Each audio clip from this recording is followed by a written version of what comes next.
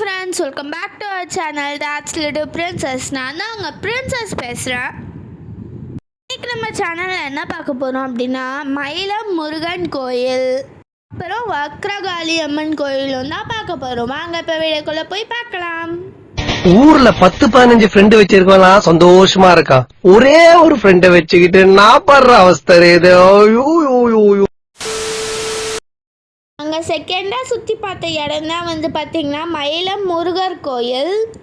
முருகர் கோயிலில் முருகர் அவ்வளோ அழகாக இருந்தார். முருகரை தவிர்த்து இன்னும் கொஞ்சம் சாமிங்களும் இருந்தாங்க, அதுவும் அழகாக இருந்தாங்க. அது ஏனே தெரியல, நாங்கள் போகிற எல்லா இடத்துலையுமே வந்து குரங்குங்க தான் அதிகமாக இருக்கிறாங்க.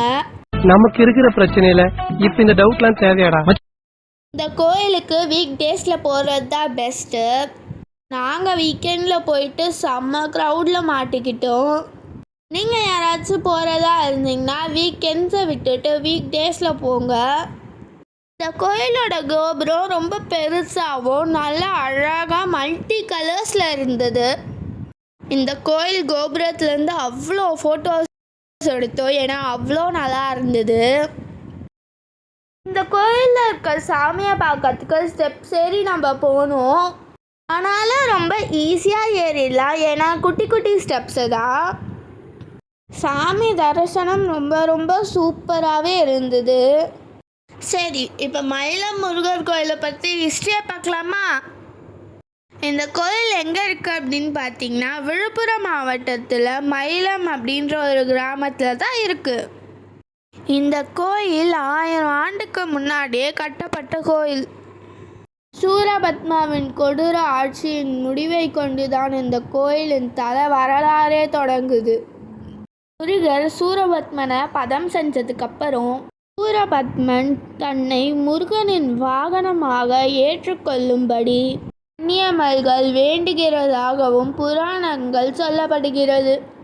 அதுக்கப்புறம் முருகர் கடவுள் மயிலம் மலை பக்கத்தில் வராகா ஆற்றங்கரையில் மயில் வடிவத்தை எடுக்க மிகுந்த உறுதியோடு தியானம் செய்தபடி கட்டளையிட்டதாகவும் புராணங்கள் சொல்லப்படுது. என்ன தத்துவம் அது எப்படிடா உன்னால மட்டும் இப்படி எல்லாம் பேச முடியுது? மயிலம் கோயிலை பத்தின இன்ட்ரெஸ்டிங்கான டீட்டெயில்ஸ் எல்லாம் தான் இது. விழுப்புரத்தில் சுற்றி பார்க்கறதுக்கு நல்ல ஒரு டூரிஸ்ட் பிளேஸ்னா அது இந்த கோயில் தான். 2 கோயிலுமே ரொம்ப அருமையாக இருந்தது. அது பார்க்கும்போது அவ்வளோ சூப்பராக இருந்தது. என்னால் முடிஞ்ச அளவுக்கு இந்த கோயிலோட இன்ட்ரெஸ்டிங்கான ஹிஸ்ட்ரியெல்லாம் உங்களுக்கு சொல்லியிருக்கேன். உங்களுக்கு இன்னும் என்ன மாதிரி வீடியோஸ் எங்கள் சேனலில் வரணும்னு இருக்கோ வீடியோட டாபிக் எல்லாமே கமெண்ட் பண்ணுங்கள், நாங்களும் அந்த வீடியோஸ் எல்லாம் பண்ணி போடுறோம். இந்த கோயிலில் அங்கே விளக்கேற்றுறதுக்காக விளக்கும் மேட்ச் பாக்ஸும் வச்சுருக்காங்க.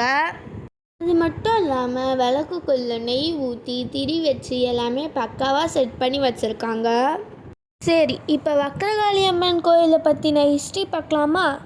இந்த வக்ரகாளி அம்மன் கோயிலை சுற்றி நிறைய மர்மங்கள் இருக்குது. வக்ரம் அப்படின்னா தமிழில் கோவம்னு அர்த்தம். இந்த சாமி ரொம்ப கோபமாக இருப்பாங்க, அதனால தான் இந்த சாமிக்கு வக்ரகாளி அம்மன் அப்படின்ட்டு பேர் வந்துச்சு.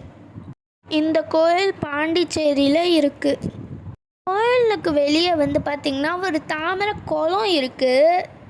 ஆனால் அந்த தாமரை குளத்தை சரியாக அவங்க பராமரிக்கலை, ஏன்னா வெளியே ஃபுல்லாகவே குப்பையாக இருக்குது.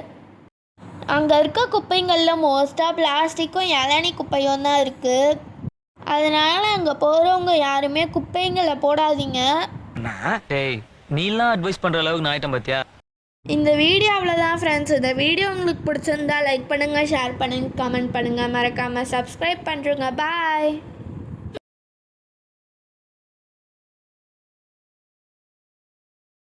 சரிடா, மாட்டு போலாம். நல்லா சரி, இதான் உன் கடைசி சிரிப்பு.